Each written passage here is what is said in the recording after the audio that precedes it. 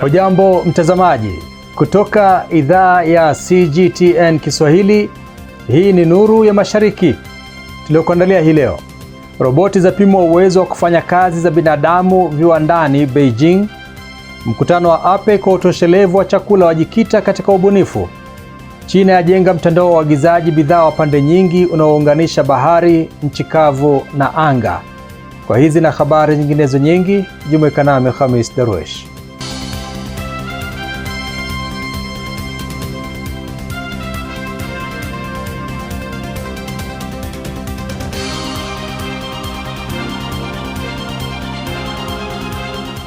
Mashindano ya pili ya dunia ya roboti zenye umbo la binadamu yanayoendelea Beijing, China, yanatumika kupima uwezo wa mashine hizo kufanya kazi zinazofanana na zile za binadamu katika mazingira ya viwandani. Kuanzia kupigilia misumari hadi kufungua masanduku, roboti hizo zinakabiliwa na changamoto zinazolenga kuonyesha iwapo zinaweza kutumika kwa ufanisi katika shughuli za kila siku za uzalishaji. Simi Wanjala anaarifu zaidi. Mwaka huu mashindano haya yameongeza kipengele maalum cha mikono bandia yenye uwezo wa kufanya kazi kwa usahihi wa hali ya juu zaidi. Timu kadhaa zimetumia mkono wa roboti uliotengezwa na kampuni ya Egelink yenye makao yake mjini Shanghai. Mkurugenzi mtendaji wa kampuni hiyo, Jia Tianji, amesema roboti yao ilifanikiwa kukusanya maharage, kupima unga na kujenga vitalu bila msaada wa binadamu na kushinda medali za dhahabu katika mashindano yote matatu. Roboti hizi pia zimeonyesha uwezo katika kazi ngumu zaidi, zikiwemo kupigilia misumari, kufungua masanduku,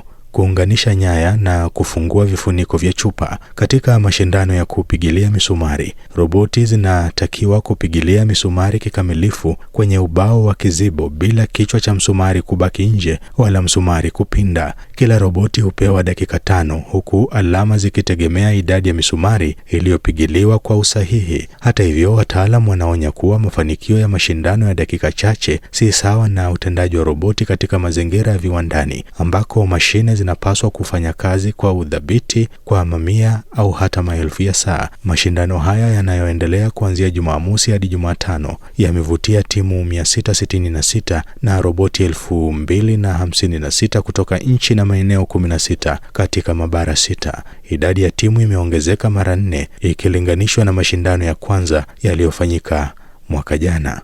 China imejenga mfumo wa uagizaji bidhaa unaounganisha usafirishaji wa baharini, nchi kavu na anga, ukiungwa mkono na huduma bora za usafirishaji na taratibu za haraka za forodha. China imekuwa soko la pili kwa ukubwa duniani la uagizaji bidhaa kwa miaka 17 mfululizo, huku uagizaji wake ukikua kwa wastani wa 5.1% kwa mwaka.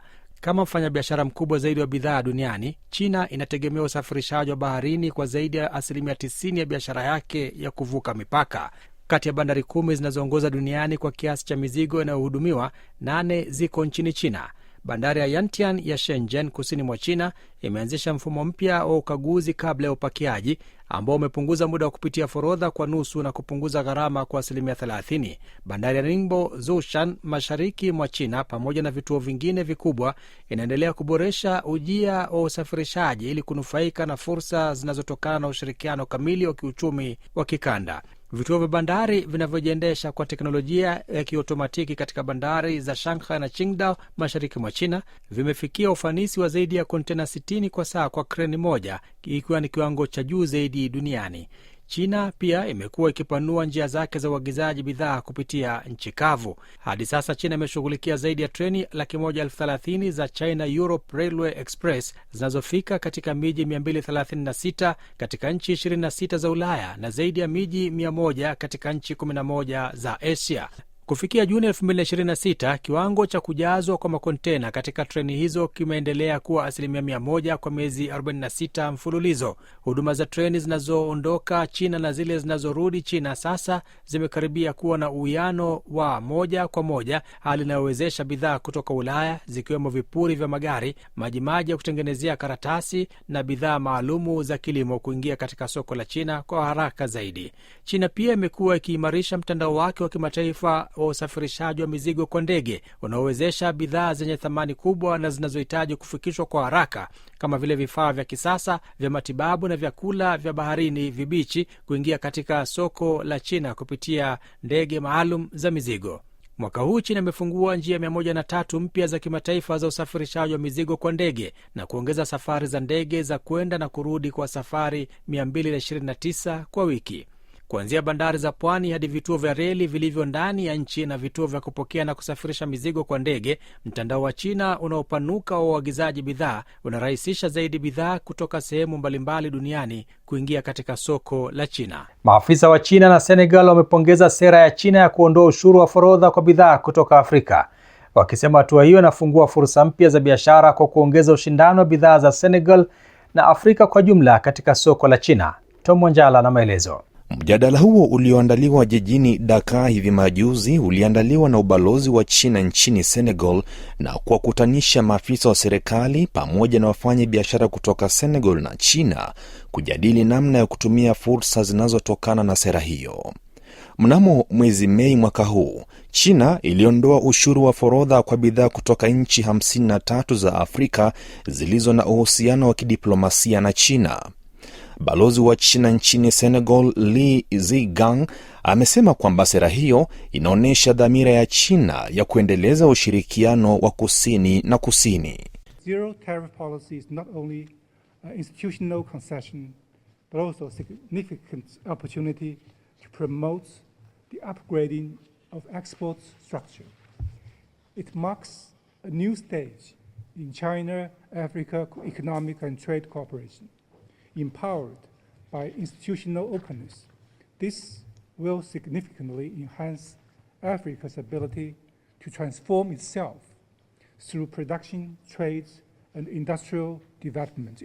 Yassine Ning Diakhaté, mkuu wa wafanyakazi wa Wizara ya Viwanda na Biashara ya Senegal, amesema kwamba sera hiyo inatoa fursa za kuimarisha uwezo wa uzalishaji nchini humo, jambo ambalo ni sehemu muhimu ya malengo ya maendeleo ya Senegal chini ya mpango wa ruwaza ya Senegal ya mwaka 2050.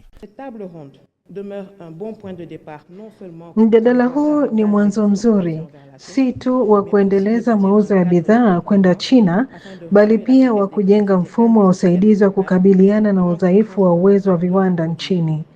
Pia utasaidia kushughulikia ukosefu wa usindikaji wa bidhaa zetu, gharama na changamoto za usafirishaji, pamoja na masharti magumu yanayohusu viwango vya afya na masharti mengine yasiyohusiana na ushuru. Mawaziri wa utoshelevu wa chakula wa APEC wamekubaliana kuimarisha matumizi ya ubunifu na teknolojia za kidijitali ili kuongeza uzalishaji wa chakula na kukabiliana na changamoto za uhaba wa chakula. Ronald Butie anaripoti.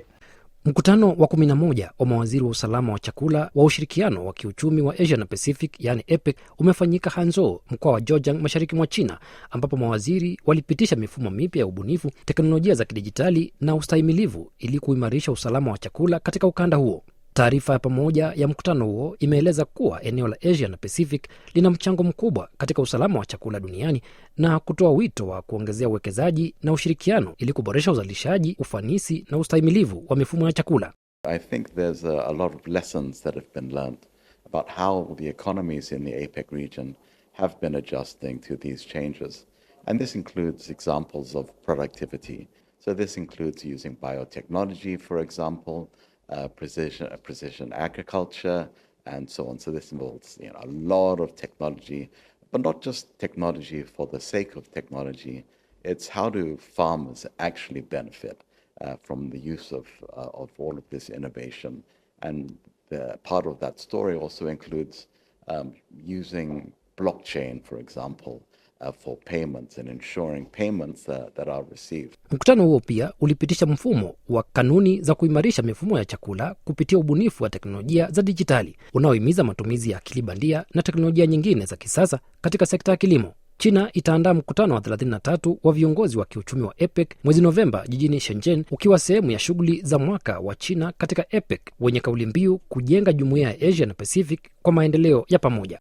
We hope that it can provide some insights and practical adaptation measures that we think have the potential to connect quite well to APEC's capacity building efforts. And we do welcome APEC economies to work with us to see how we can translate these insights into some practical implementable solutions on the ground.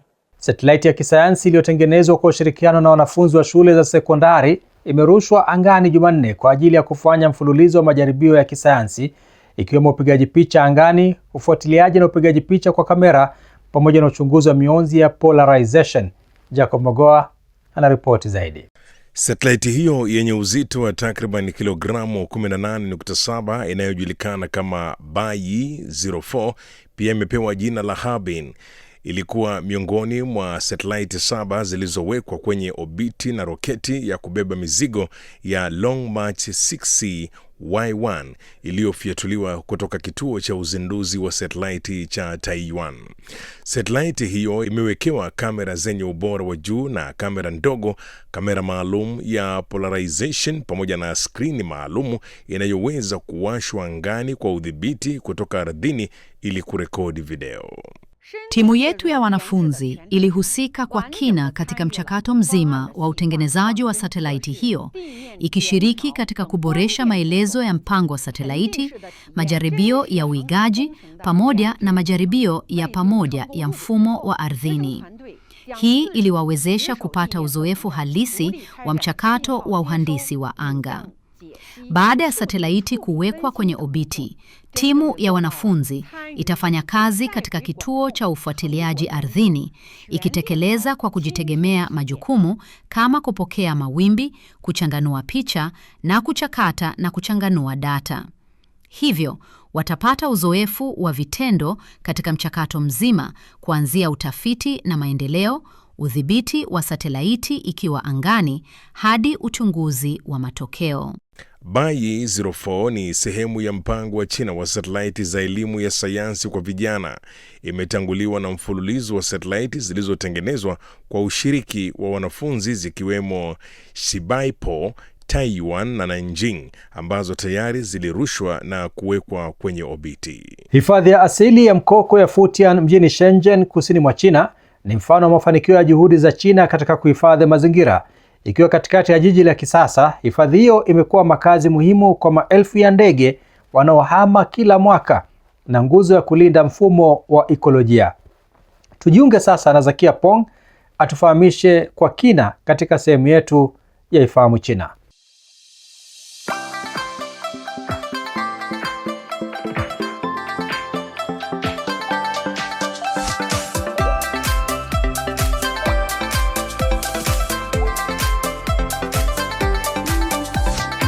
Ujambo na karibu katika kipindi cha Ifahamu China. Mimi ni Zakia Peng. Hifadhi ya asili ya mkoko ya Futian katika mji wa Shenzhen, mkoa wa Guangdong nchini China. Hifadhi pekee ya asili ya kitaifa ndani ya mji wa China. Inasimama kama alama ya uhai wa mageuzi ya kijani ya China.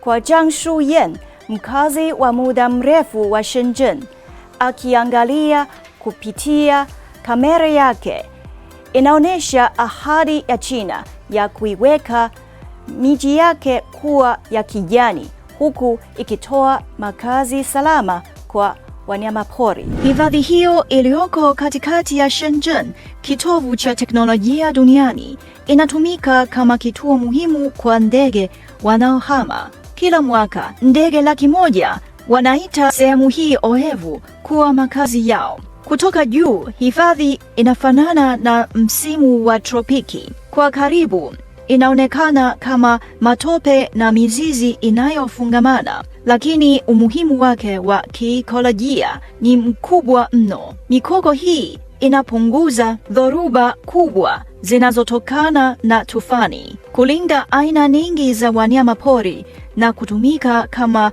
sinki la kumeza hewa ya kaboni, ikizuia hewa hiyo ili kusaidia kukabiliana na hewa chafu zinazoleta madhara. China imekuwa ikifanya kazi sio tu kuhifadhi mikoko yake, bali pia kuipanua, ikitambua faida zao kubwa katika mazingira. Song Changsha, mhifadhi mwandamizi katika hifadhi hiyo, amesema hii ni mbegu, inaanguka chini kama hivi, inaanguka kwenye tope na kuota kutokea hapo. Song anatembea katika tope mara kwa mara kusimamia afya ya mkoko, akipambana na wadudu na athari za mabadiliko ya tabia nchi. Kazi yake ni mfano wa ahadi thabiti ya China kwa mazingira, ikitafuta ukuaji wa nguvu wa kiuchumi, lakini si kwa madhara yake.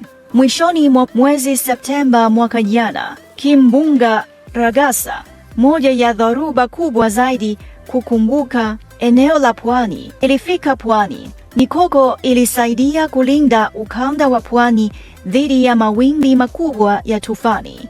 Kulikuwa na wakati ambapo maeneo haya oevu, kinga kati ya maji ya chumvi na maji baridi, yalitazamwa kama kikwazo kwa maendeleo na yaliharibiwa kwa kufuata utaratibu. Haya, kwa leo kipindi hiki kinaishia hapa. Katika kipindi kijacho nitaendelea kukuletea mambo mengine yanayovutia kuhusu utamaduni na jamii ya China. Asante kwa kuwa nami. Mimi ni Zakia Peng. Kwa heri. Na mtazamaji, sasa ni wakati wa sehemu yetu ya Jifunze Kichina. Katika sehemu hii tunawaletea masomo ya lugha ya Kichina hatua kwa hatua kwa njia rahisi na ya kuvutia. Karibu tujifunze pamoja.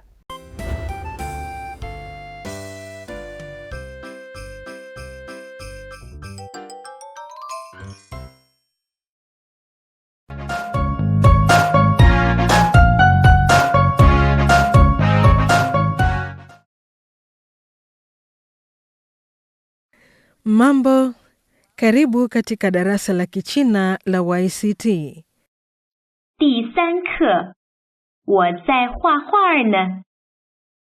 Kujifunza herufi za Kichina. Tafadhali chagua herufi sahihi za Kichina kulingana na pinyin, kisha mfuatishe mwalimu kuandika. 让 Niambie, ipi ni sahihi?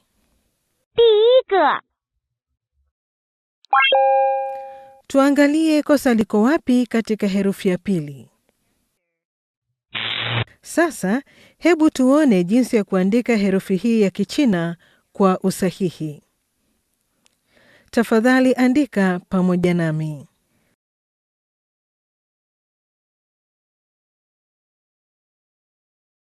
唱 Niambie, ipi ni sahihi? 第二个 Tuone kosa liko wapi kwa herufi ya kwanza. Sasa, hebu tuone jinsi ya kuandika herufi hii ya Kichina kwa usahihi. Tafadhali andika pamoja nami.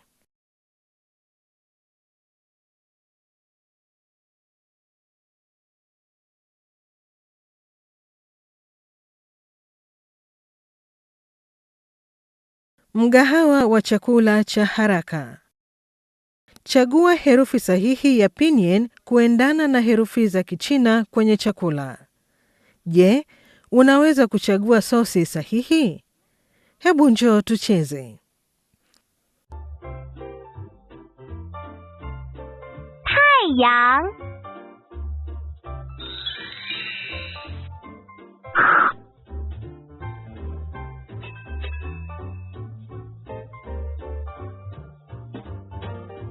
月亮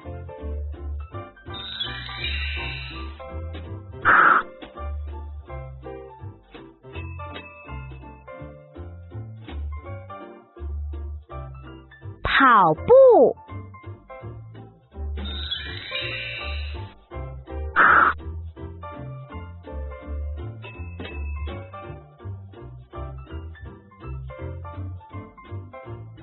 唱歌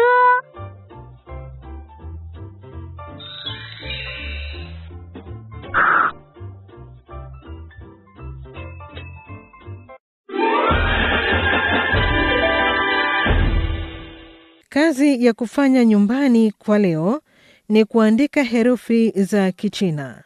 Na kesho tutaendelea kujifunza Kichina. 再见 Na ni hulka ya kimaumbile kwamba kila kilicho na mwanzo kikosi kuwa na mwisho wake. Na kufikia hapa, mtazamaji, sina la ziada ila kuhitimisha kipindi cha Nuru ya Mashariki kwa siku ya leo. Lakini kabla sijaondoka, chukua hii: usichukie. Chuki humchosha yule anayechukia kuliko yule anayechukiwa. Jifunze kusamehe na kuendelea mbele. Mimi ni Khamis Darwesh. Maasalam.